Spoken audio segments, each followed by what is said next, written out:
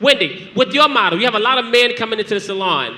What is it about the men? What is it about the men that you see that product? How does that product work on most men? First of all, this is our lock and twist gel. This is for anyone who's wearing locks, no matter what the culture, because if you notice nowadays, everybody's locking their hair. So this is our Ashtae Shea Butter Lock and Twist Gel. And what you notice, I've also gone in with our Lay and Stay Gel on the sides to control and tame his edges. But I also had to shampoo him because he informed me that he hadn't shampooed his hair in literally over, a month or two. So I told him that he ought to be embarrassed and ashamed of himself. Am I correct? Well, anyways, you still want to make sure that you inform your clients properly. So I made sure that I went in with our clarifying shampoo, which is a shampoo that's designed to go in and thoroughly cleanse the hair without stripping the hair. Then after I shampooed him with the clarifying shampoo, we went in and gave him a regular conditioner.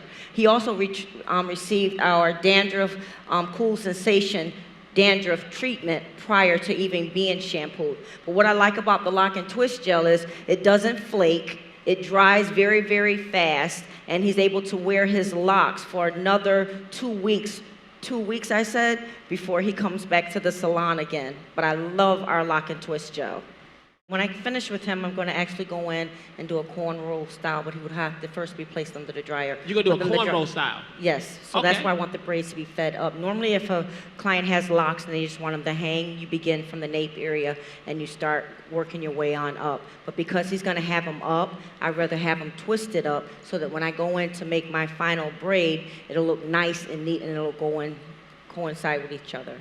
And what you're using is the lock and twist on him? And a little bit of our serum.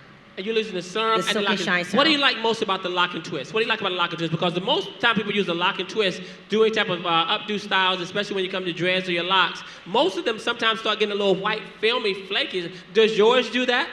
What I love about the Lock and Twist Gel is that I can not only use it for my lock styles, but I use it for my braid styles. I don't know how many of you have been by our booth earlier, but when we were doing hair earlier on the stage, we're a multicultural hair company. And what I loved about my Lay and Stay is that when I went in to do feeding braid, which is very popular, much the African American culture, but also I've noticed that the Caucasian market is really, really getting more and more into braids.